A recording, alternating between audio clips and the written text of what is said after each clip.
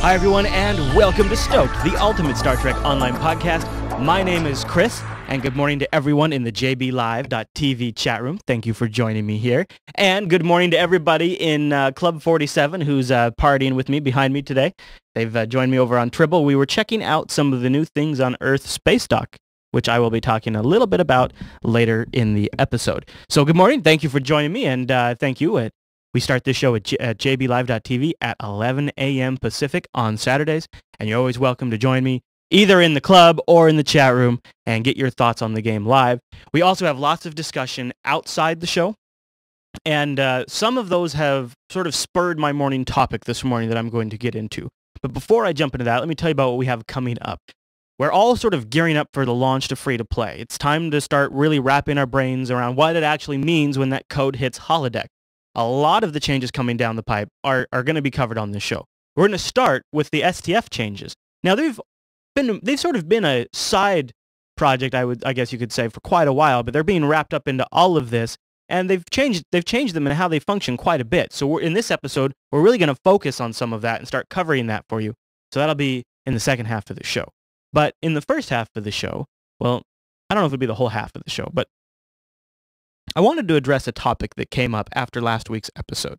I might have misspoke when I opened up last week's episode and said there wasn't a lot to talk about, but what I do want to talk about is the free-to-play date and the fact that that code's going to hit holodeck in the first week of December. And I think a lot of people correctly, I mean, I shouldn't have stated it like that, misunderstood and thought that I was brushing under the carpet some of the other issues that are going on in game that people are upset about. And that wasn't my intention. And I think what happened was there was a misunderstanding about the intention of the show and its style of the show. Now, I will make a disclaimer here. I hate talking about the show in the show. I think it's obnoxious when podcasts spend a lot of time talking about the podcast. I have resisted doing that for 104 episodes. I really have not wanted to talk about this because I don't think the mass majority of our audience gives a crap about what I'm about to say. But I feel like it is important because the STO community is sort of down on the ropes right now. The game has not been the most active spot for that community, the community that's stuck around and is sort of just waiting now for things to kick into gear. And so when that happens, the community can be sort of tumultuous, or whatever you want to call it, tumultuous, whatever it is. You know, they can be volatile, I guess might be a better way to say it. And the STO forums are no better example of that than anywhere. And so while I generally try not to bring all that up on the show, I think it's important to address it because it's important to the STO community. So therefore, it's important to the show. The root understanding, once you understand the core concept and reasoning behind why I do this show and why the show exists, it's not because this is a show that's about an MMO. It's not about the math of the game. It's not about the STF changes. There's times, you guys, where I frankly couldn't give a crap about some of the changes that are coming. I mean, I do care about them. But in the big picture of things, what I really care about is Star Trek. And I don't care how phony and how stupid that sounds to you. But the reason why I cover this game, and the reason why I do this show, and the reason why I have passion for this game, is because, realistically, it is the only living form of Star Trek canon that we have now, of the Prime universe. There's books, there's fan fiction, but in terms of something that's living and breathing every single day, that's actively being consulted on with CBS on an ongoing basis, the keepers of the canon, this is it. And that's what's important to me. So sometimes, all this crap that we're talking about, to me, is a distraction from the Star Trek. And that's what I love. That's what I care about. That is what is, through my entire life, has been important to me, is Star Trek, and now this game is a reflection of that. I also happen to be familiar with how software development works. I've worked in the IT industry for 14 plus years, and a lot of that time was spent working with software development, working on projects. I've actually worked on small scale, smaller MMOs that nobody would really know of before, but it gave me insight into how this works. So I also have an empathy for the development process and how management can throw wrenches and change things, and how developers are forced to do the absolute best they can with an upset audience, with management that doesn't always agree with that community or has a different vision, which I'm not even saying is the case anymore, but I know what position these people get put in, so I also have a little more empathy for them. But finally, and I believe the show speaks for itself in this regard, I believe more in precision strikes of criticism. This show wouldn't be as large as it is if I came on here for an hour a week and bitched about Cryptic, or bitched about some bug in the game, or several bugs in the game, or all of the problems people have in the game. There are already podcasts and there are already Sto forums dedicated to that. First of all, if I started covering that, those other podcasts would be diminished, because that's what you guys do. That is your niche, and that's what you're strong at. If people want that audience, they can go find those podcasts. Star Trek is supposed to be a positive outlook on the future. If you keep true to the Star Trek nature, there's going to be some positivity that shines into the coverage of the game. That's just going to be the core nature of the motivation, thus that will be the outcome. It's not intent, it's the style of the show. Secondarily, this is a video game. 70 to 80% of my audience understands and appreciates that. They are the silent majority. They don't watch the show to get bummed out. They don't watch the show to get, oh, well, shit, now I don't want to play that game. That game sounds like it sucks. That's not why you watch a fan show for an hour every week. You watch the show to get pumped up and get excited and find out about the cool things that are coming. I hear from so many people that are waiting for this game to go free to play, that are watching Stoked. Stoked's numbers are up. Do you realize what that means? The show's downloads are up, even despite a format change, despite the lack of content in the game for months. Content in terms of storyline missions. All of those things should spell doom for this show. This show should be screwed right now. You know why it's not screwed? Because thousands of people are watching this show every week in anticipation of going free to play. And if you're one of those people, feel free to back me up, because I hear from you all the time in the comments. I am waiting for this game to go free to play. Maybe you are a former subscriber. Maybe you've never subscribed before, but I know so many of you are out there waiting for this game to go free to play. Do you want me to sit here and shit on it? No. And I don't want to either. If I was negative about this game all the time, why the hell would I dedicate 104 of my weekends to doing this? My weekends, people. I do this 104 weekends. Why would I do that if I hate this game? You have to look at it from the positive side. The secondary thing to think about this is, this game would not and could not survive if they don't go free to play. And yes, there's going to be a lot of bumpy things and some sucky things. Dilithium conversions, yeah, you're probably going to get screwed on things like that. And that does suck. But the long-term survivability of the game is important. And I have that responsibility of those new people watching this show, waiting for the game to go free to play, to inform them of the good aspects of this game. There are negative aspects. We've covered those on this show. I think this show's history shows that. I think if you watch the 104 episodes, you will be surprised at the amount of changes that this show has recommended that have made it into the game. There's a reason for that. It's because we are intelligent, we have thoughtful conversation, we talk about the things that are bad when they're bad within reason, give precise criticism, and we move on. And then when they're fixed, we cover it. And it's a cycle of respect and understanding that works. When you go in and flame, and then when you get mad at me for not flaming for an hour straight, nothing's going to get accomplished. Look at the track record of the show. It proves this. And that's the most important thing to take away from this. This show is for the fans. It's about a game that we love. It's about a genre that we have lived with our entire lives, that we love. And all of those things together, yeah, they sometimes put together a more rosy, more positive outlook, as they should. Because we're doing this to have fun, because it is a video game. If video games stop becoming fun for you, stop playing the video game. It's as simple as that. Don't become dragged down by it. If it's not making you happy, don't be dragged down by it. Sever that, wait for it to get better, it's going to get better, and then come back. And if it doesn't get better, go play another game. And that's okay. That is okay. And hopefully, you continue to watch the show, and we'll tell you as things get more awesome, and then you can tune back into the game when you're ready. And that is the cycle of life. Now, I'll get off my soapbox. I apologize for getting all worked up on that. It's just something that has sort of been bubbling under the surface for the last few episodes, especially as the community has turns in on itself a little more because times are slow and people get a little more frustrated. Well, look at my crowd, actually. Look at, I have gotten quite a crowd here. I think this is, I don't know, I think it's a fun event. I think we should do this every episode. Now, there's a bit of bad news. Now, I did just get off my soapbox, but we do want to talk about the announcement that the featured episodes won't be hitting players until February. Now, I know these featured episodes are, well, you know, it was actually said, I think, the best on podcast UGC. I'm sorry, I forget, I'm blanking on the name right now. But she stated that featured episodes are the product of this game. And I think that sums it up so well. That is such a poignant observation. These are the products of this game. And so when we hear that they're delayed, it hurts a little bit. It sucks a little bit. But I think this was sort of expected. With the transition to free-to-play, these kind of delays are going to happen. Now, that's not all doom and gloom, because we're going to have some cool holiday events. I don't know anything about them yet, but I'm looking forward to checking them out.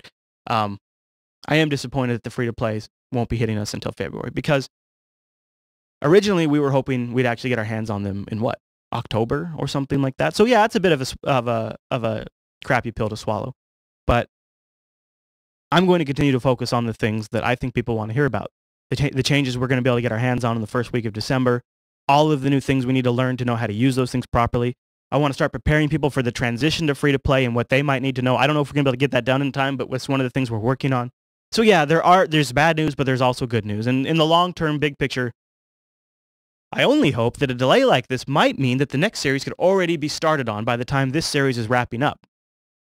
Wouldn't that be an ideal outcome of this delay?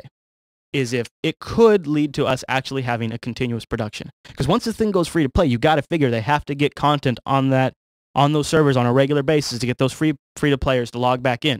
Because I think a lot of us have experienced the situation where we sign up for a free to play MMO and then we kind of just forget about it because there's nothing really pulling us back in. I think Cryptic understands that, and I think, although it seems like a lot of work, the featured episodes would be the way on a pretty reoccurring basis that, you know, really sticks in people's minds to come back into the game. And it fits in so perfectly with a Star Trek game to have a weekly series.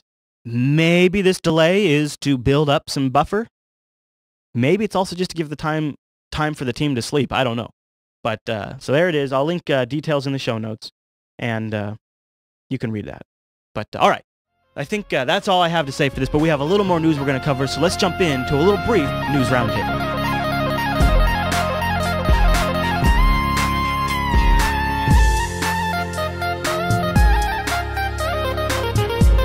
And welcome to the STOked News Roundtable. An itty-bitty one this episode. There's just been some new stuff that Irish and I wanted to cover, so we just did like a smaller, condensed roundtable. Welcome back to the show, Irish.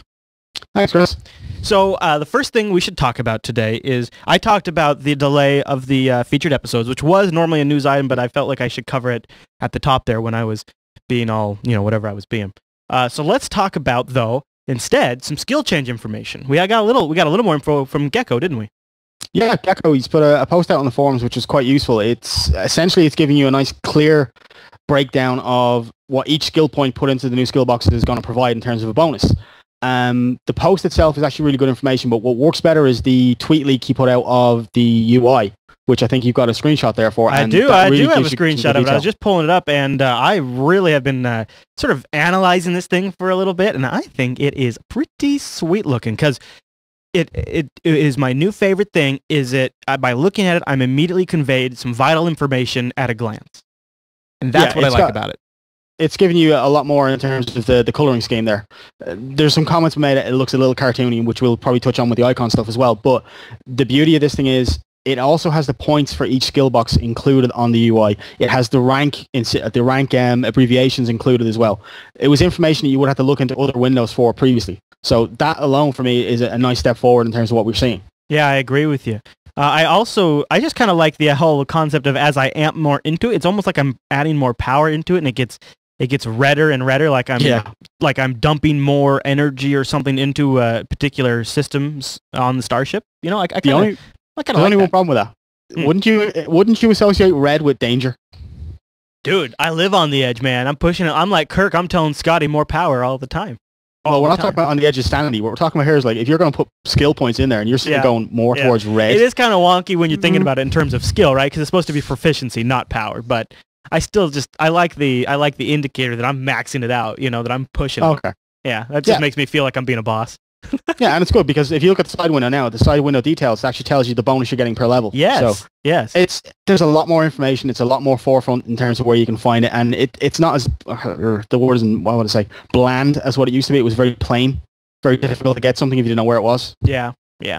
But I think the key to this needs to be taken over to Nikki on a math segment and really drill into this thing. I agree with you. I think we'll probably do that. I think we'll take the now that we're starting to see some of this, and especially once we start to see ground stuff too, we're really gonna have to dig into it in the math segment. Well, that did come out as well as part of Gecko's post. He was talking about, I believe, within a month or so, we're going to see something on, I presume, Tribble in relation to the ground skills. But I don't know if that's really going to pan, because if you think about it, a month away from now, we're pretty much in the last run getting towards the free-to-play launch. Well, so, a month from now would be after, theoretically, the new codes on holodeck, right? But prior to when the general free-to-play happens. So we probably get a couple of weeks of testing on the ground skills. But my current understanding of it, and Gecko's in the chat, you can correct me if I'm wrong, is that the skill points for ground are still going to be from a shared pool with the space skills. Okay. Where a lot of people were hoping that the separation of skills actually meant separate points pools. But again, I kind of did, because I was in that camp, but you know, I might change my tune on that. I'm actually much more. I've warmed up a lot to ground combat since season 4. Like going through after season 4, I rolled a new alt and I decided I was going to go through, you know, a lot of the ground combat. It is significantly faster paced than it used to be, and I don't hate it. Have you tried it with a group? Huh? Have you tried group combat? Yeah. And I've had my face handed to me like a few times on like the Breen missions. I went back and replayed the like Cold Comfort and things like that, and that first Breen group that beams down onto Farah, like they rolled me like immediately. I was like, "What? Where did this come from?" So it's not perfect, but nice. I would like to see a separate skill pool for the ground stuff. So that way, I'll give you an update on that. Gecko just made a comment for it. A force will share the same pool. The ultimate goal is to separate the pools, but that will be much later. So expect we're going to have the same situation in a month where we'll have a shared pool, and then they're going to aim to separate them later on. So now, one of the things that's kind of interesting is probably a lot of you, at least 4,000 of you out there, are familiar with the Red Alert chat channel that was established by the community to coordinate the Borg Deep Space Invasion events. Now, there's changes coming to the Red Alert channel. Irish, what's going on with this? Basically, we got a quick text. I think I have it there from Garrett Smith, who created the channel, apparently. Yeah. Do you want to read it through what he says? He says, I would like to inform the Jupiter fleet that I'm making a change to the topic for the Red Alert channel, which is used by over 4,000 players. And that change is the topic is no longer just Borg invasion content, but now for all event content. That's a great idea. Could you please announce this on STOked? Well, you know what? We're doing it right here, right now. Because I think this Red Alert channel is one of the best little in-game things the community has done for a while. Because honestly, it's the only way I play the Deep Space Invasions. Yeah, and that was actually adapted quite well, because when it started Forced, I kept hearing people going, "Oh, Sirius is hot, Sirius is hot," and then people realized, "Oh, there's different instances, so put the number in there as well." So it actually grew a little bit. Yeah. If you look at for an event system, it's even better now. Because have you tried the Starfleet Academy event? I've only beamed down there and seen it going on. I haven't actually participated. It's kind of fun. It really was a bit of fun. But I actually accidentally blundered into it. I was like, oh, hang on, there's an event here. Yeah. And then I remembered to check the system. So same when the first time I went and saw the Defera ground event, I just stumbled into it and it was kind of wrapping up. But is it as necessary when there's the event calendar now built into the game? I think it will be for getting the information faster. A lot of people, if you're flying through doing a mission or going through sector space or sandwich time or Dofu and whatever you're doing, your chat box is always over in the corner. You don't always have the event UI up. Yeah. And you can get more context from a chat, too. You can find out, for example, sometimes there's been occasions where the Deep Space Invasions, like, nobody shows up. And you can find out ahead of time before you waste your time traveling to that event. People just say, it's kind of dead here. And so, Plus, it also brings in a very important aspect here. It breaks the single-player feel that a lot of your missions have. You're looking at community members. They're going to be giving you information. You're going to be joining in groups to do these events. So that's always a good thing. Like you need to get away from the single player aspect. Great point. It does add some very much needed social interaction in the game.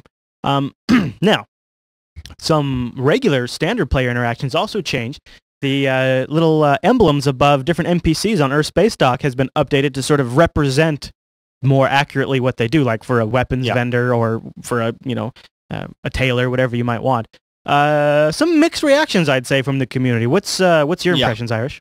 My initial impression when I saw that, because it came, someone just took some screenshots and put them in one of our threads, and I saw it and I thought, ooh, garish. I don't get that. It looks out of place for just looking at the ESD ones, first of all. And then I went in and said, okay, I need to see these in game to see what they look like. So when you go in, there's a bit of a 3D effect to them if you're standing looking at them sideways. I like that idea. Exactly. It looks like the holographics. Yeah. Now, there's been a few comments in the chat when we've had Gecko and Thomas Cryptic out there talking about, I believe Thomas actually worked on these, if not created all of them. And his comment to it was the cartoonish look for them is so that you can read them from far away. Yeah, that's what because that was the first thing that kind of hit me in the face, was how basic and bold the kind of pastel colors were that really made them stand out. But that whole thing that immediately drew my eye to them, I think, is the intention. I consider sometimes in some zones it a bit of a tribal knowledge exactly where to go and who to talk to. I mean, you can boil it down pretty quickly, but you figure maybe the first 10 hours you play the game, or maybe the first 5 hours you play the game, that's a little confusing. And when you multiply that with an infusion of free-to-play players that are going to be hitting the game in a big burst, and one of the first zones they go to is Spacedock, and they have to do like a whole bunch of consolidated things immediately at Spacedock. I mean, if you recall, you get a couple of missions in a row to run around. And, you know, Spacedock, one of my first impressions of Spacedock the first time I ran around was I got lost. Now, it's a lot better now than it used to be back in closed beta, but I just ran in circles the first few times.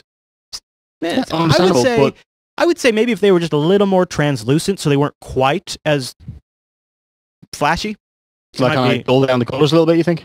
Yeah, or maybe just up the opacity so they're a little more see-through. I'll tell you one neat trick though, if you notice, and I love the little small details and little attention here is if your camera is spinning around one of the NPCs and their little icon is showing, as the camera would normally be clipping through it, the game engine does this nice fade-out effect of the overhead icon as you swing through, and then as you pass it, it fades back into existence. A nice little touch, you know, that I think maybe earlier in the game it might have just clipped out, and then, you know, you just clip through it again, and now they've actually just paid attention to that, and I think that's a really good sign. It's that extra little polish, that extra little 10%.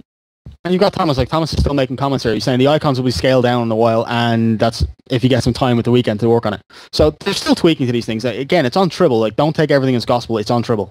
Yeah, and at the same time, you don't want people having to have like a couple of hundred hours of Star Trek under their belt to understand what they're seeing when they log into the game. Right. One last thing, we're spending a lot of time talking about these, but it's an interesting change they've made. The last point I'll make is I'm a big fan now that they identify the type of currency that vendor uses, either energy credits or dilithium, and I know you are too. You think that's a huge step forward. Well, okay, we've got consolidated currencies now. Well, that makes sense. So consolidated currency is now going to give us the ability to actually delineate what those look like in the game. Yeah. Because imagine trying to do that when we had all the orders badges. I guess Thomas the Cryptocat, Thomas, if you have those and want to link us the new pictures, I guess there's some new ones too. I'd like to take a look at them. We have a note here to mention something for Broadcast UGC. Do you want to take that one? Yeah, this is an interesting one. We did a mission last week on Foundry Files, pretty high scoring with City of Palmarie by Alamac 30. And Broadcast UGC yesterday did a run through of the mission. Now, it was Bazag and Galactrix who run the show. The hosts of the show, co-hosts, were doing it. But I kind of decided to mess them a little bit, and I handicapped them by letting them have Murphy on their team for the playthrough. You stuck Murphy on him, huh? I see. You're trying to sabotage the other competition. I see. No, it's not that at all. Sabotage the competition, God. These guys are they like Murphy. I've listened to their show. They're fans of Murphy. What's that about? Like, seriously? The poor kid. But anyway, the kid. Right. Anyway, he went over there. So him and his Tina Turner wig ran through the mission with him. I think they even had the author with them, and the video of that is uploading in the moment, so it'll be well uploaded by the time the show notes go live. Yeah. All right, man. Was there any other news you want to kick around before we head out? I could probably insult Murphy some more, but I don't think I need to. Okay. Oh, there's one little piece that popped up. I knew there was something else. Okay. We got a post this morning from Gozer about SDF timers. Oh, yeah. This is going to be, I think this week and the next few weeks are going to be very SDF heavy with the new revamps. And Gozer posted very timely this morning about queue timers on the missions because no one's really sure yet how it's going to pan out in terms of being able to run this. But it sounds like what they want to avoid is dumbing down the loot table or stripping down the loot table because the mission could be technically harvested by repeating it over and over again. Yeah. So the balance between that is probably, he doesn't say exactly, I'd like to know what the timer is, but he says he doesn't really want people running it twice in an hour. I thought it was a 1 hour cooldown. I thought that's what it was. That's what I was thinking it was, and I'm thinking he's reiterating that, but he just didn't specify it. So again, there's a little speculation going on. Oh, it could be a 24-hour, but I don't believe that at the moment. He's saying he just doesn't want it farmed. So if you think about it, at the moment, from what we've seen, you can run each of the missions because they're now broken into a bit for space, a bit for ground. Yeah. So you could probably do maybe out of sequence, infected space, cure space, KA space, loop back around, repeat them again. Well, that's probably honestly, that would be. I like ground combat better now, but I still prefer space combat. When we talked about breaking up the SDFs, I thought I might only play the space most of the time. I could do that. It annoyed me a lot as well. I really didn't like the idea of breaking up the SDFs because it was the one time where you had to get together with the fleet, an organized team, and hit the things, know what you were doing. It was fantastic for that, and I really worried about it when I heard they were breaking them down. And yes, they're shorter experiences, but the teamwork is still there. So at least that's something that's carried over. Renegade in the IRC chat room is saying that on Tribble right now, it is an hour cooldown. for one STF. If it stays that way, and that's what Ghost was intimating in that posting, fantastic, because you could literally do 2 of them and come back and do the first one again. Yeah, that's true. Good point. All right, man. Well, thanks for coming on and kicking around the news for me. No problem. Thanks, Chris. What do you say we jump in and get all learned up on the new SDFs in tactical view?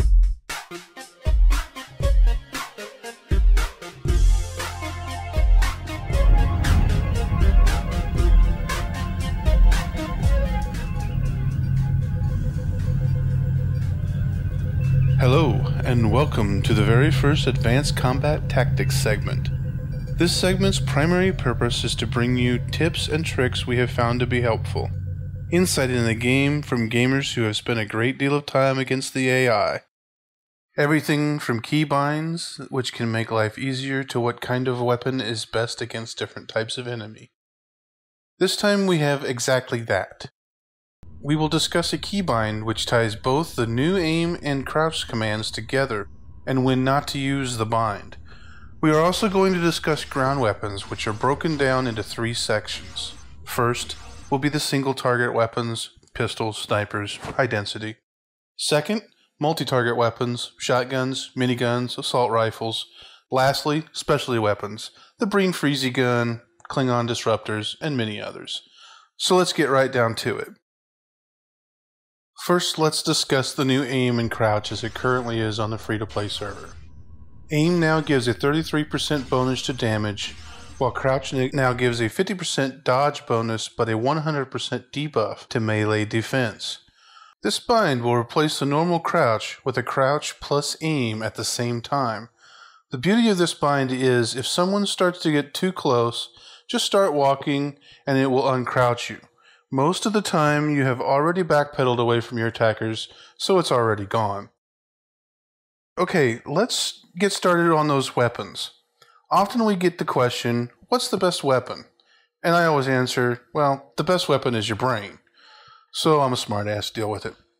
However, there are best weapons for situations, and I hope to outline them for you in the next few segments of A.C.T, starting with pistols.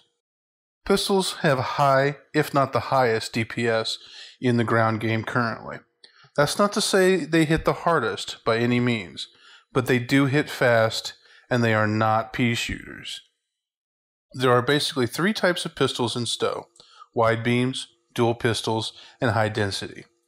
Both the wide beams and the dual pistols are exposed secondaries, while the high density is an exploit secondary. These weapons excel against enemies with fast recharge, either shields or health. As such, they are good against Romulans, Remans, but they are a very bad choice when fighting the Borg, as they will assimilate very quickly. The high-density secondary is fantastic if you are using a shotgun or dual pistols as your primary weapon, because the secondary is a very fast animation and seems to be a very quick reload as well. So while you're spraying down baddies with exposes, you can quickly switch, fire off the exploit, and get back to business. Snipers and high-density single-target weapons are both rifles. Sniper has, of course, the longest range secondary fire. Important to note here is the primary fire is just as long as any other rifle-based weapon, so the range advantage is still slightly limited. However, it does come in very handy in certain boss fights, as you can fire at such a distance that it denies your enemy the chance to return fire. Unless they also have a sniper, which very few PvE situations have. Then there is always that nice damage on those snipers. Tactical characters should always keep one nearby. Now, while the high density may have a smaller range and a little less punch than the sniper secondary, it does have a high chance to knock things back and keep them at range. That about wraps it up for single target weapons. Next time on A.C.T, we'll cover the multi-targets, and most importantly, shotguns. Now, what you just saw there was an intro to some advanced tactics, and now it's time to boil down the changes in the STF, and we're going to start by giving you sort of a comparison of how things have been and now how things are going to be. So joining me is Irish and Silverwings. Welcome to the show, guys. Yeah, so we covered the Infected back in episode 85, and I thought I'd just go through some of the key points so that people know what SDFs were like and why we're now transitioning into Tribble. So the first key point would be that, as Irish was saying, the SDF used to be a combination of space and ground, and these would be linked by checkpoints, and the average time could be 60 to 90 minutes conservative, and these are considered the longest STO missions, and some people gave feedback such as risk of dropouts, finding people at the right stage. It did cause quite a few problems. And I would say myself, I kind of would tend to avoid the SDFs just because of the overall time commitment required, so I would just sort of not even bother to get started. I consider SDFs to be like something I do a few times a year because of just the amount of time they take. So by breaking them up... Right. Yeah, and also manually forming a team. I mean, I've done STFs to death and ground out the gear loads of times. So, and I know what it's like to manually form a team. You have to be in Gamma Orionis to spam zone chat, or if you use the STF and KDF SDF channels, you can sometimes get people, or you need to organize private meetings with your fleet mates. And this can just prove difficult, time-consuming, and also currently the way it is on holodeck is you are limited by what you can do. I mean, some people can go off to B-Tran and do their explore, but it's not like you can go off and do another mission, whereas with Tribble now you will at least have things like the DOF system to play around with. And although there was no minimum requirement to enter these missions, it did say in the log that you did require a certain number of people to progress, such as with the SDFs you need 3 people for infected in order to actually progress the mission. I think that was one of the few times I did a STF run for the show. We ended up doing a 3-person run. So, yeah, it works. You can get it done. Was that planned or was that by accident? It was by accident. It was definitely by accident. We had to drop off, and you just had to press forward. You had to move on. And the poor Klingons, because the SDFs are faction exclusive, the Klingons could spend hours or days trying to hook up people, and so this is why we've had like the Red Alert channel people, coming up with the ingenuity to put these channels together and get people looking for teams, which is very helpful, particularly for the Klingons. Now, when I think of the SDFs, I think of things like the Borg infected gear set for your ship, or the Aegis set. I think of like the loot. I think of the stuff like the reason I'm playing the SDF is to get loot, right? Yes. So with the holodeck SDFs, we had a standard mission reward. So you had your skill points, bridge officer skill points, and also a Borg set, which is currently on holodeck. I don't know whether Gecko can confirm this or not, but at the moment you can't get this set on Tribble. I've heard it might be available via a vendor, but I've yet to hear from Cryptic what's happening with that. So people might want to be doing their SDF grinds now to get the Borg gear sooner rather than later. And part of the SDF whole story arc was we had 4 SDFs, Infected, The Cure, Kinema Accord, and Terradome, and the 3 Borg SDFs followed a general story arc, and there was a prerequisite, so you needed to do Infected first, then Cure, then Kinema Accord, and Terradome took its own story arc. But generally there was little difference between the actual difficulty of our Rear Admiral, which you get at level 45, and VA, which is level 51. The Borg were generally tougher, but there was nothing in terms of the challenge other than just a raised NPC level. The RA missions gave you Marks of Valor, which you could use at Battlegroup Omega, and Vice Admiral could give you emblems, which you could then use for your Mark 11 gear. Space and Ground are now being separated into private missions, so you've not only got shorter actual mission objectives, but you've now got split objectives. So if you prefer just doing space, you can just do space rather than dedicating an hour to an hour and a half of doing a mission. This guy. I mean, I want to do the whole thing from time to time, but I think I'll definitely be more likely to do the space portion. And so one of the changes which came as part of the Borg invasion, which is actually current on holodeck now, is before the nodes, the interlink nodes would stop the Borg from being incapacitated, and they could just come back to life. Since then, those nodes have stopped functioning, and instead the Borg can adapt to your energy weapons, keeping it canon, and they also have a chance of assimilating you, so you can turn on your own crewmates. Okay, so part of the feedback that Cryptic are taking on board now is the SDFs are now part of the PvE queue. So you can enter SDFs from any location now. You can go off and do a mission, or you can do the DOF assignment now. There's still a minimum requirement of 3 people, but as we've shown it in Tribble, 3 people is enough to do any SDF.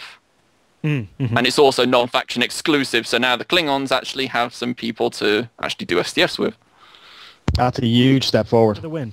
Oh, it's nice, man. We had a lot of guys in the fleet who were talking about, and even in pub groups, were saying that they had a massive problem getting together 5 guys on the Klingon side to run and do a mission, or on the KDF side, or especially one of these SDFs, and that's no longer a problem now. If you've got a fleet that's split across 2 different factions, you can quite easily put together a 3, 4, 5-man team. Away you go. So one of the biggest changes I would say from the SDFs is that now you have a optional secondary objective. So you have your basic objective for the casual player, but now you have an optional objective. Usually it's got a time limit to complete it, and failing the optional doesn't mean game over, like in Kingdom Record, where if you fail the first part, that's it, you've got to start again. But it just means that you don't get team loot. Silver, when we did it before, the old version, it used to go in, zone into the system, and then we used to go over, take out a couple of, I think it was a cube and a couple of spheres, defending the starbase, and then you used to hide behind the gate and try to draw the probes and that through. Has that changed massively with the new version? Yes. So Infected specifically has changed. It still follows the same formula, but the actual mission itself has changed in terms of its objectives. So how does that, when I go in the system now, what am I getting faced with? What are we going up against? So you still have your standard Borg patroller to begin with, but then you have your gate, which now bites back, as we've established. And on each side, you now have a transmitter, which attempts to heal the gate. And then each transmitter is backed up by 4 generators, which then try to heal the transmitters. The objective is to, after you've taken out the patrol, is to go for the generators, just so that the transmitters no longer being healed, and then once the transmitters are out, then you go after the gate. And this is on both sides of the gate. There's 2 sets of these, isn't there? Yes, there's 2 sets of these, and for each generator you take out, the gate will spawn reinforcement nanite ships, which will then try to reach the transmitter and heal it. And this is one of the secondary objectives, is that in the 15 minutes you're supposed to do everything and make sure that no nanite ships attempt to heal the transmitter. If that happens, then the optional objective is then failed.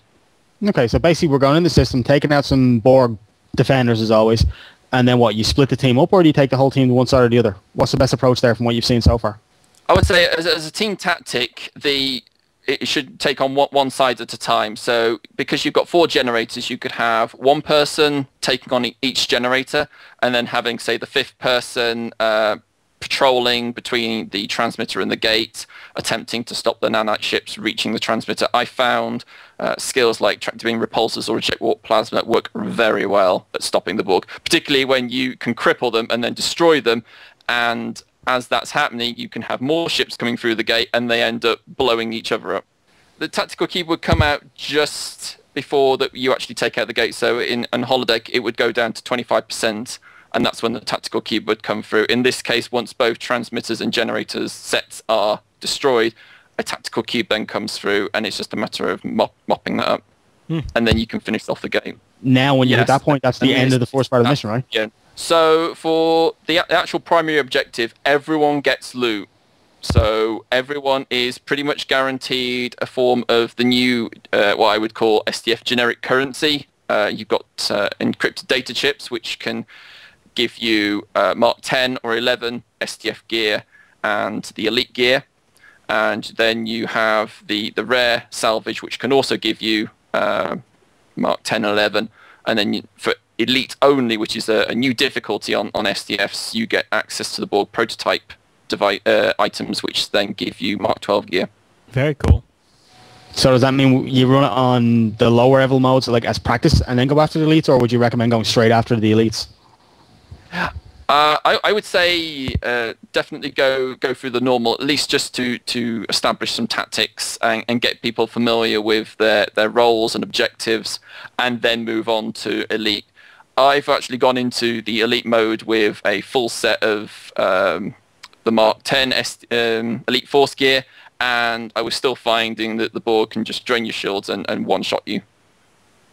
Ouch. So the elite is definitely challenging, and one of the things I like about elite mode is that not only are the Borg tougher, but you have more advanced ships. So probes have become cubes. Probes have become spheres, and spheres have become cubes. So it's not only tougher in that respect, but they're also just tougher in terms of health. Yes, and you have the injury system. So make sure you have components and regenerators with you for these elites. Otherwise, you will find yourself reaching the boss with several internal bleedings and head concussions. Yeah, yeah. Hey, Chris, I think we need to practice before we try the elites on live play. What do you reckon? Yeah, probably not a good idea to try it for the first time on the stream. That'd probably be a little embarrassing. So next one is Silver. That's pretty much the whole space component, right? That's a 20-25 minute mission now on normal levels. I would say so. With an done. elite group, you could get that done in maybe 10 minutes. Wow. Impressive. So it's nice and short, particularly if everyone's got their roles and everyone gets familiar with the new system. Yeah, and this is why I think they wanted to have the cooldown, because you could end up doing infected space time and time and time again, and you could just farm it. But then, as we've seen, what they've got is, for say infected space, you would get I believe it's the engine. No, the shield. You get a shield set. There's a chance of having a rare drop where instead of acquiring 30 encrypted data chips for a specific item, you can get a chance of having the shield item drop straight away, and then you can just hand that in. So there's the option to grind for the chips, but there's also the option to just pick a freebie item. So if you get 30 chips, how many chips do you need to be able to buy something useful? So I believe the actual maths has changed now. I think before it was 30 encrypted data chips for a Mark 10 STF item, and 60 for an Elite 11. But then for the normal SDF gear, so what you would normally put on your ship, I believe that's 20 and 40 respectively. Oh, so basically you run this 2 or 3 times and you're going to have enough for the Elite stuff, really. Well, one of the things that Cryptic has done is to put events into each weekend, so you could get double the reward. So you could go into, say, normal mode on the weekend for that SDF, and you could get double. Instead of 1 data chip, you're getting 2. And if you do, say, that 5 times, you've got a large chunk already. And you could also find that because you're having to do different SDFs per round, you could end up getting more chance of having the rare drop straight away. So instead of grinding 30, you could get the elite item straight away. Ooh, okay. It's a nice integration of the new event system. I like that little yes, perk for using the events. I like it how they've come up with this generic currency, because before you could end up being forced to go with a particular item set. Now you've got this generic currency like the dilithium, whereby you can go, well, I don't want the Coloron set. I don't like that. I would rather have the Elite Force set. Yeah, yeah. It gives people a choice. Mm-hmm.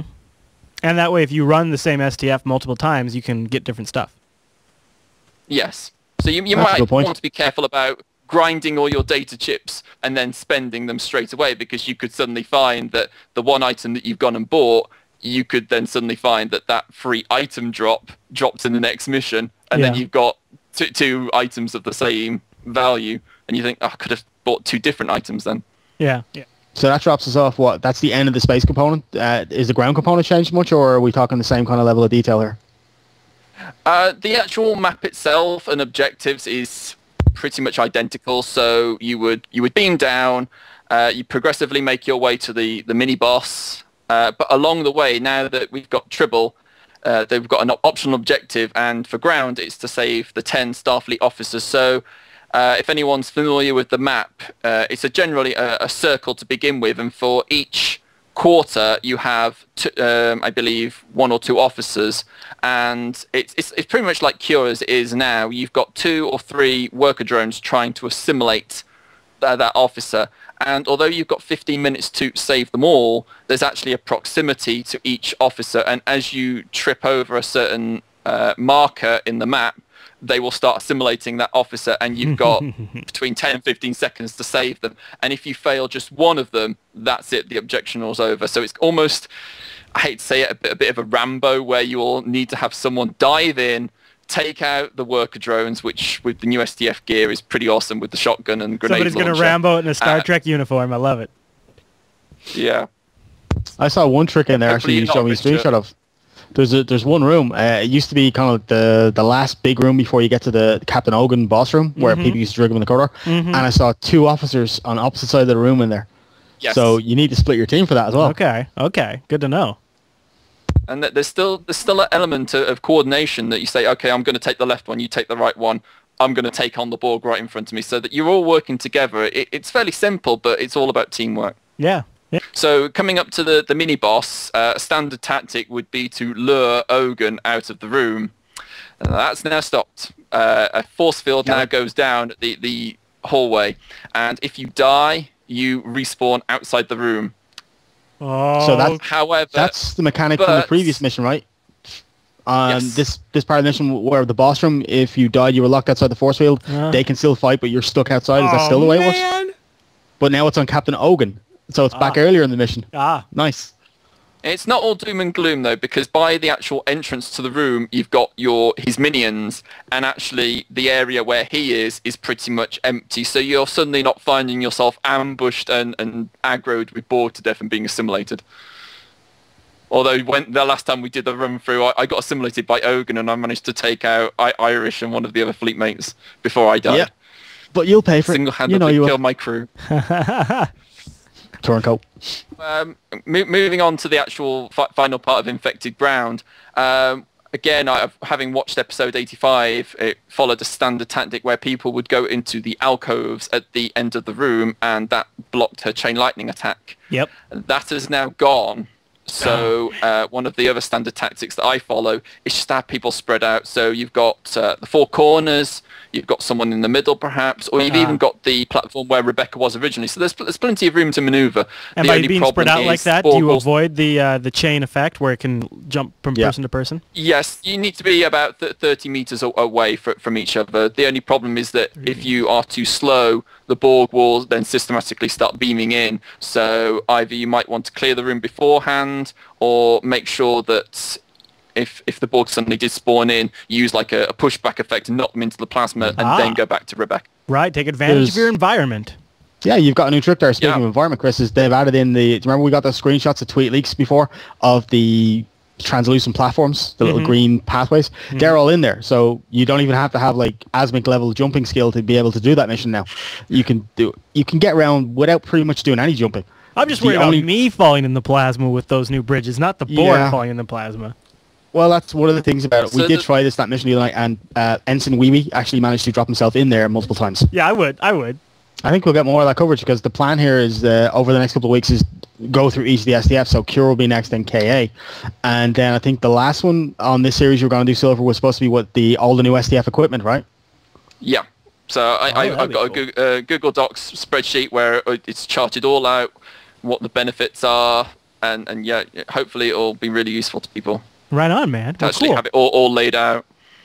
So we'll be getting our hands on that over the next few weeks. So everybody get ready for that. Maybe. Yeah, no, Go ahead. I would say I've spoken to Ferguson Hero and talked of putting it on STOwiki. So hopefully I can get it out there and people can actually decide for themselves what they want to get with the generic currency of the data chips. Yeah, absolutely. Cool. Now, any other high-level preliminaries you want to cover in this episode? I don't believe so. I mean, the part of the Borg invasion, you have the Borg adapting to the weapons and the assimilation. With the SDF ground set, if you acquire all the items, you then get a free auto remodulation, which doesn't stop you firing, so you don't have the constant beep, beep, beep. And it's only a 15-second cooldown, and that works really nicely. And also, there are some new ground items where you have a variant of the hypo. You also have a cryo grenade which stuns the Borg, and you also have an immunosuppressant hypo, which if you believe you are going to be assimilated, you can then use that. So there are bonuses now. That cryo grenade probably works great for mob control, I would think. So that's perfect. Yeah, All right. you could throw one of those into the, say, the elite the worker drones and stop them from assimilating. Cool. All right, guys. Well, thanks for coming on, kicking this around. I'm looking forward to learning more about these SDFs because I have a feeling I'm going to be playing them a lot more with these changes. So I'll be putting my learning cap on over the next few weeks and paying attention. So I'm playing them in public as well. Yeah. Well, embarrassingly so. Yes. So worry, if you want to join us, more reasons to join the live stream over jblive.tv if you just want to see me die on the live stream a few times. Maybe not. Actually, last time the SDF runs went pretty well. They went pretty well last time.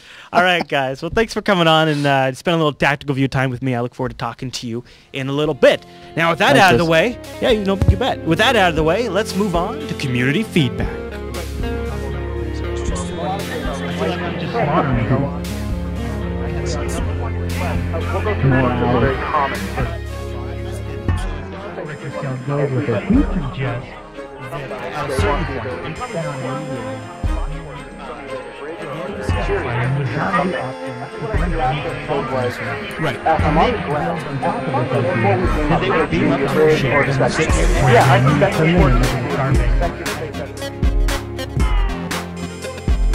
And welcome to the community feedback segment. Just a quick one for you this week because Mav had a few things that the community's been chatting about that he wanted to cover. So I thought we'd talk about them. The first one is for STOwiki, yeah?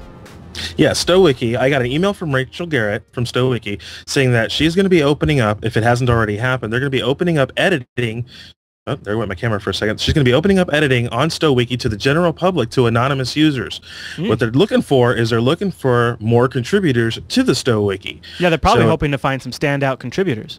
Yeah, they're looking to open up their broad base for contributors and publishers. So if you've got a tip or a trick or something or information about a mission that you don't think is covered in STOwiki, or you feel, you know what, the information just isn't accurate anymore, this is your chance to get on there and make an update. Get your name out there. The community will know, hey, I'm an expert, you're an expert, let's get it all together right. Definitely. I know you mentioned there was something else the community's been buzzing about in your inbox this week. Do you want to cover that? Yes, I've been getting a lot of emails from a lot of you guys out there asking about the dilithium exchange and the dilithium currency changeover. We are working on it. There's multiple aspects that we're trying to get. Everybody's got a different formula. Some are closer to others. We're weeding it out to try to get you the best possible conversion. So this way you are well armed with everything you know. We understand that Trouble's going to holodeck soon. We want to get this information to you, but we want to get you accurate information. So bear with us as we collect the information and your emails. Keep them coming. Always at STOked at JupiterBroadcasting.com, or as you can see below there, ASMIC at JupiterForce.net. Yep, that'll go directly to him. Now, something else that I was impressed with is a large amount of positive feedback we got over talking about turning the DOF system into an iPad app. Yes. Some people were like, is this available now? I want this now. Yeah, a lot of people were like, hey, you guys showed one. Is it actually there? No, unfortunately. It was just a mock-up. I think we set the wrong expectation, though. Some people thought it existed, and they were all excited for it. Camera tricks are great, but believe me, we'd love to be able to sit there and say, yes, we have it. I've even gotten emails from people saying, hey, I'm willing to invest. I'll pay $40, $50 to help invest in creation of such a project. Again, if we knew something that we could sit here and say, hey, this is where you want to go, believe me, I will get it to you. Hey, maybe if Cryptic can't make an app, maybe they could make an open API and then people could Kickstarter an app around it. I really would throw in money like that. If somebody did like a Kickstarter project for a STO app, if there was just, APIs available to the community, you bet your butt I'd throw down some money. I'd love to do that. Love it. Yeah, there are people out there who would say, I would love it. It would increase my enjoyment of the game. It would increase my gameplay time. Oh, yeah. If I had such an app. We're hoping. All we can do right now is hope. How much do we all want to actually be able to physically interact with an LCARS-like interface? I mean, bringing that LCARS interface to a tablet is the pad that they show in Star Trek. I mean, that's like, boom, it's here, and STO could be the ones to bring it to us. How awesome would that be? So maybe one day. They give us the tools to create Foundry missions, but can they give us the tools to create an app? I don't know. Maybe. Maybe. Maybe in the future, once things sort of settle down, we'll see some progress on that. Well, but once again, I'd like to say, keep the community feedback coming. We love this feedback that we're getting from everybody. Once again, STOked at JupiterBroadcasting.com or ASMIC at JupiterForce.net. If you don't hear back from me, it's not that I'm not listening, but you're just processing. Yep, there's a lot of stuff coming in. Yeah. Again, we're going to try to get to that all at the same time when we can. Right on. Well, thanks for coming on and covering this stuff, Mav. Absolutely.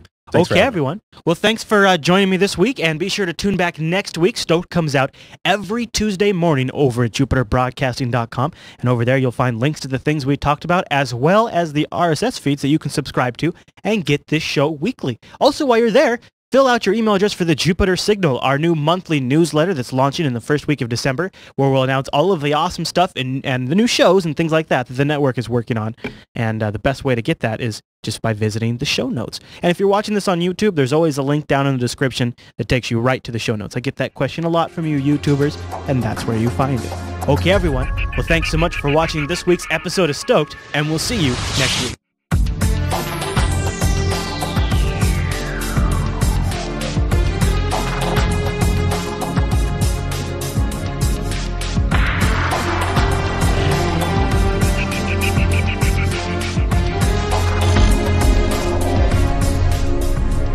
Are you ready? You ready? Yep. I'm dialing into community feedback. I have more manual knobs because this isn't the 24th century, so I don't have a Positronic net, so I have to manually dial these things in. Gotcha. Okay, there. Wait. Nope. I'm getting some. There we go. Getting some oldies. I gotta get out this oldies frequency. There we go. I'm snapped in now. It's time for community feedback. In 3, in 2, and welcome.